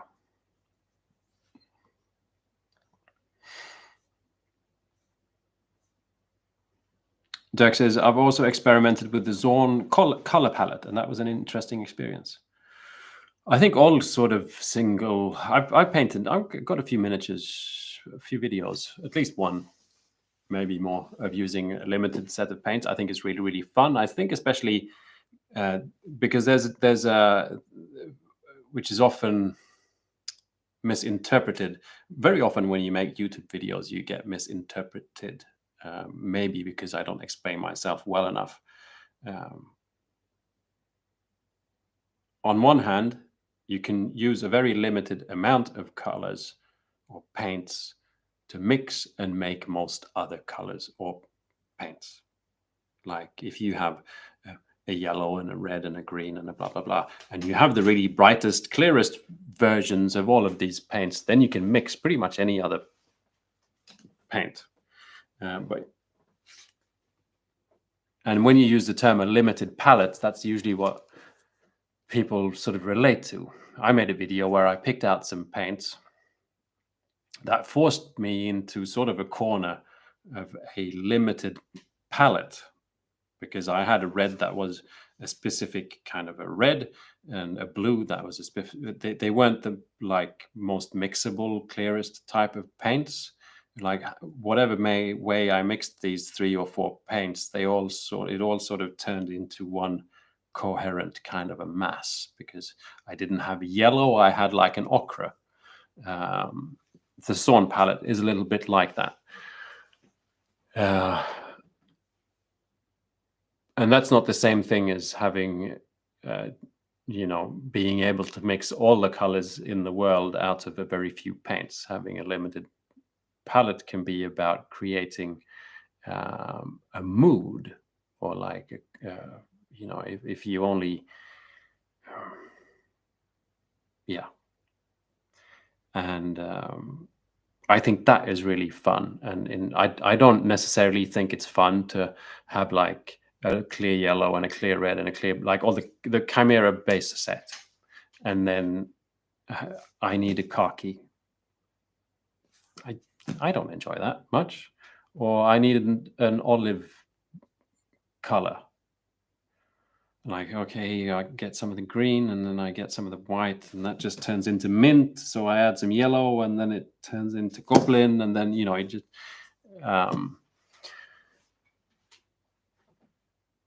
but having a limited set of paints that turn into this like story or uh, emotional kind of place. Whatever you do with it, it just looks like vampire, for instance, or zombie or something. That can be really, really fun. And the Sawn palette is a little bit like that, in a way. It's also, I think, this is just me, and I'm not sort of a paint historian, but one of the things that really does not get talked about very much, because the Sawn palette has become a thing in miniature painting, just because I think a few miniature painters did videos on it. But the thing is, Sawn was a portrait painter, a commissioned portrait painter, very successful. Um, very often his job was to paint a good portrait fast to someone that he sold it to for lots of money. And so his palette is created after sort of like, okay, I need to paint a portrait fast, which means skin tones, for instance. Not only does, it's a flexible palette and you can paint lots of different things with it, but it sets a mood, and it works really, really well for the way that he paints skin, is my opinion on it. And so using the Sawn palette when painting miniatures is great fun, but if you're going to paint like Blood Berets in a techno fantasy conflict, maybe the Sawn palette isn't, like, if you actually want that kind of a vibe. But if you're painting like something with a lot of skin, for example, it can be great. It can be great for lots of things, and everyone should just try the stuff. It's just interesting sometimes when you get these kind of hypes, and yeah. But I think using a limited set of paints is great. Not only is it fun, it's also like limiting, so you can. It's just faster. You don't have to decide like, oh, should I do this one little thingy on the shoulder? Should that be neon green? It's like, no, I don't have a neon green paint. I'm using the Sawn palette. It's not possible. And I find that miniatures I paint with a limited set of paints usually end up more coherent. You're not doing weird things. You're like, okay, I've got these. This is the limitations I have are sometimes really positive. Okay. Charmed, I'm sure. Good morning from Canada, but in Swedish, written in Swedish, which confuses me. But good morning to you too.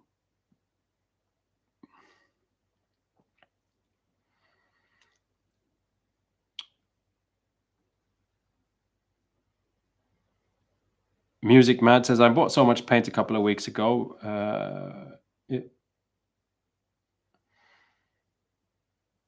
I bought so much paint a couple of weeks ago. Was wise financial decision? Probably.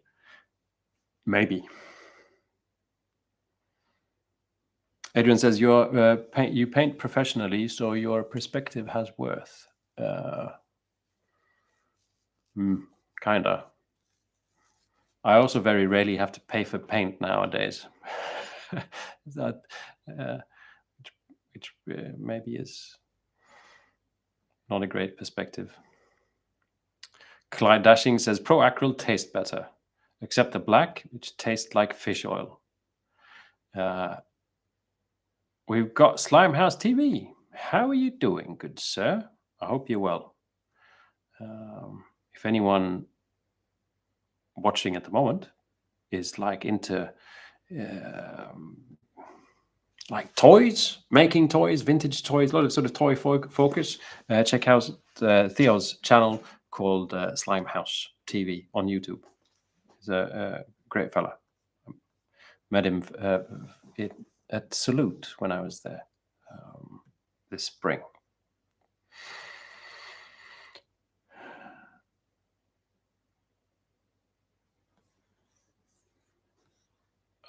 Sorry, my computer is for some reason opening Discord on me. Moving on. Bia says, I like your philosophical moments, and you're right most of the time. Don't say that. That'll. I mean, you're allowed to like it, but saying that I'm right most of the time will just plunge this channel into raving madness.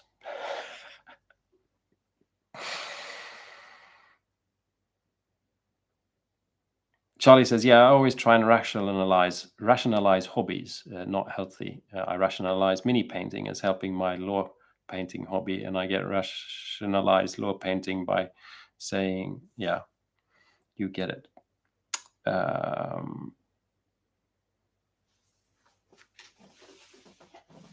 think it's, I don't know. I just imagine that a lot of the time, a lot of the rationalizing is the fault of people like me. I'm not sure. This is just a theory. That a lot of the sort of social media content, especially sort of YouTube channels, is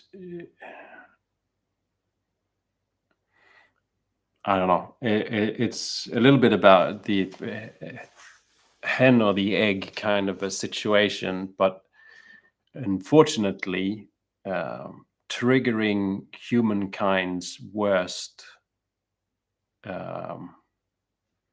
instincts is sometimes very successful YouTube.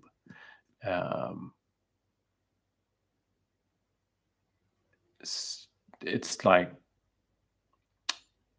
doing fast editing, saying silly things, clickbait style stuff, saying something is a scam, but it's not a scam, doing something that, you know, all the sort of YouTubery stuff, which is essentially just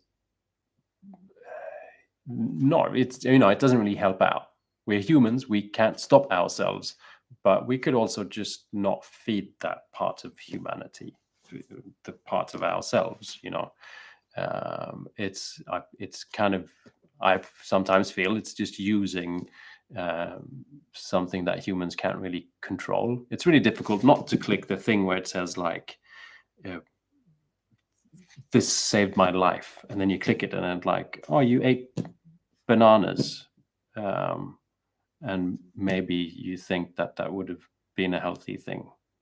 So yeah, I guess bananas saved your life. You know, it's bullshit. Excuse the language.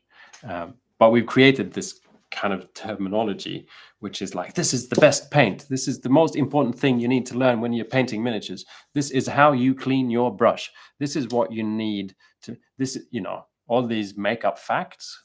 I think it doesn't really help the sort of feeling of that we need to be rational in the hobby. It's not, there's not many sort of soft values being discussed in general, and I think that rubs off, you know. And so instead of going like, I don't know what paint to use, so I'll just pick the one with the pretty color. It doesn't work. We watched like 10 YouTube videos analyzing what paint is the best. And you end up buying paints, you know, because some influencer dude or girl recommended them, or even like worked with a company to set together a set of paints, which on one hand might be helpful, but it's also very sort of like, why don't you just experiment with it yourself? Why don't you find the paints you like instead? But that's not very rational.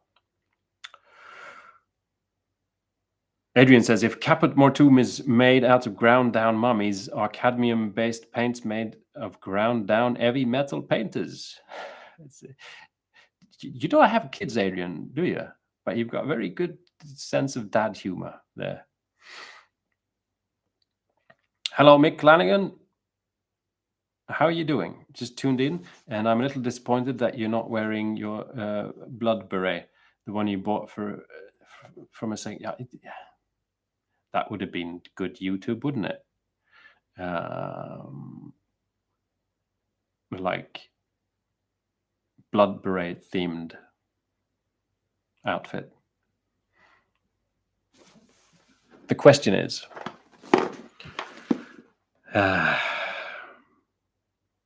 where would I have gotten my chrono display from? That's the watch thing here.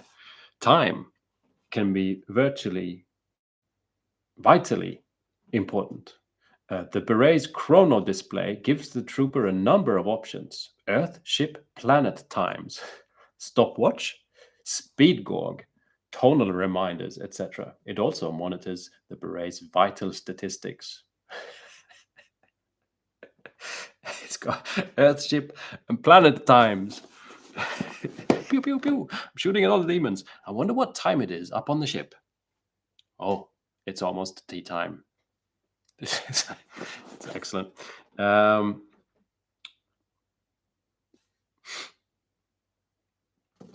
It's also these really practical tool pouches.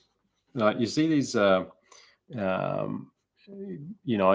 you happen to do something slightly illegal and you get sentenced to house arrest, they put this thing around your ankle, which means, it makes a terrible beeping noise when you try and leave the house and the police comes along. And, that's essentially what this kind of looks like, only the Mark II with but it's actually tool belts, but it's around the legs.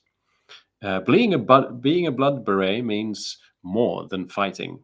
With a vast array of tools stored in these utility pouches around your ankles, a beret can literally tear apart and rebuild anything, as well as disarm traps, bombs, and alarms. Some berets also use these pouches for personal possessions. So that's like where you keep your Snickers.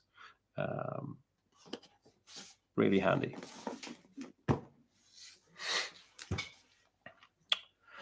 Is it upside down now? Oh, I'm sorry.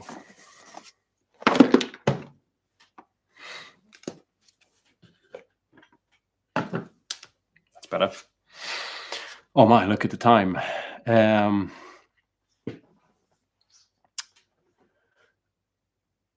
Adrian says, I love the Infinity Minis you painted all differently, but with the same colors. So they were individuals, but also a coherent squad.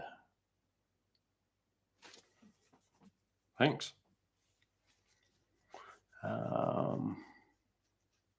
They were fun to paint. And I'm gonna paint more Infinity, that's for sure.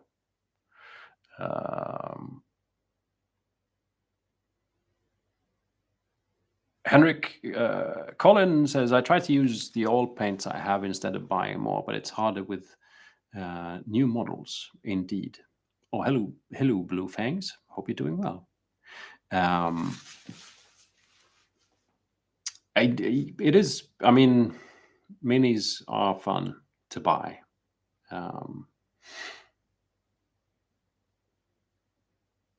I guess it depends. There's a lot of things seems to be happening in like the paint business at the moment, like how paints are made. I've been surprised both by the new Army Painted paints and these P3 paints that were sent to me that I'm making a video on, just how they cover well and like how they're formulated.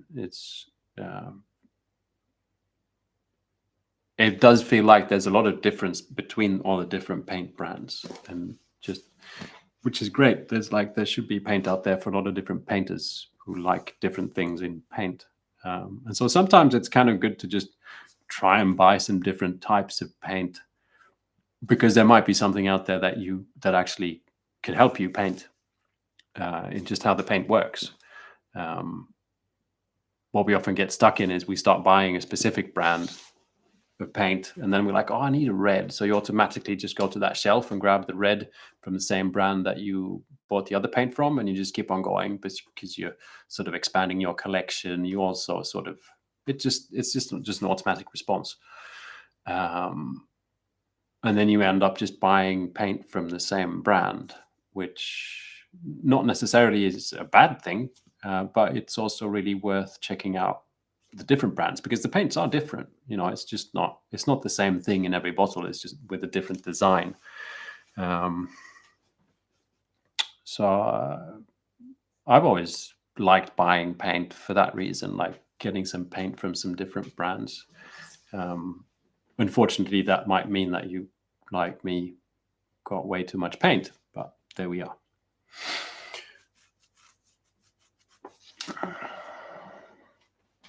Alison sits in a side seat and gets snacks for Alex's rant, not approvingly and often. Clyde gets the popcorn bucket. I appreciate it, guys. Keith says Batman with utility belts only on his ankles. Exactly. They're just like the Batman things, aren't they? I just need to paint them yellow.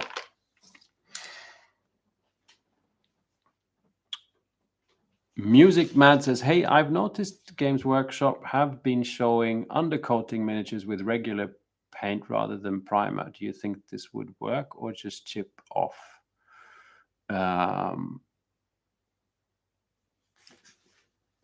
That's a good question. So they've not primed the miniatures first? I mean,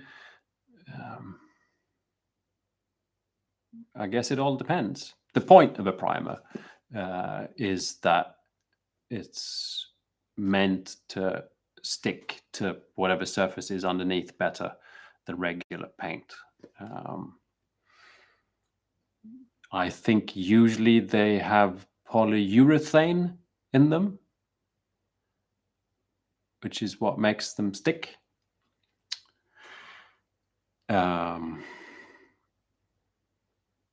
so, I mean, that's the whole point of priming stuff, is that you use a different type of paint that really sticks and that creates a surface that is meant to be painted on. But I mean, how do they prime with regular paint? Do they just brush it on? Because usually you rattle can on the primer or you use an airbrush. I know there's brush on primers, but it's not as common as using, say, a rattle can. How do they paint on that? Do they just brush on a paint? It sounds weird.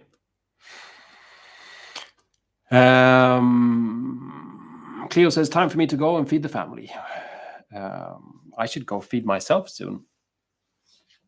We're almost past the 2-hour mark, which is usually the end of these streams. It's in about 2 minutes.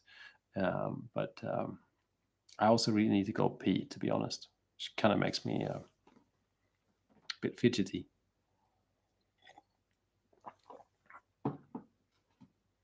Music Mad says, yeah, they've been calling it undercoating with just regular paint. It sounds strange, if you ask me, Music Mad. I wouldn't. I mean, for some reason, we've been taught by lots of different people that we should be priming miniatures. So I'm going to continue priming my miniatures. I would have assumed that Games Workshop would be priming them as well, seeing as they sell primer. But I don't know. I haven't seen any of this, so I've actually got no idea. My dear friends, I'd like to thank you very much for joining me on this live stream. I hope you've had a good Saturday, or if wherever you're located, you're about to have a good Saturday, and the rest of the weekend will be pleasant. And I hope I will catch you again in a live stream soon. I tried to announce this one a little bit more beforehand. Did actually not make a difference at all in the amount of people that were able to join in compared to the last one. So I think we can just safely say that YouTube kind of very much decides these things. It's actually rather funny. It should be my last little question before we leave. I made a post on YouTube that, it's just a last reminder. It's a live stream in an hour. I think maybe there was like 1 thumbs up on that, which fascinates me that you can have. I'm not saying I'm mad that there's no interaction. I'm just trying to grip how these things work when you can have 80,000 subscribers, which is a lot of people. If you imagine seeing 80,000 people, that's a lot of people. And if you're standing in front of 80,000 people and you're going, "Hey, there's a live stream in an hour," and you see this one guy or girl going, it's a bit weird. So obviously there's other things at work, but so it makes me even happier seeing all of you that are here spending your time with me, because I like to spend my time with you. And now I'm going to go back and finish off painting some of my moonstone minis. First, I'm going to go pee though. And that should be the last interesting thing I said during this live stream. Hope to see you soon. Thanks for hanging out. Bye.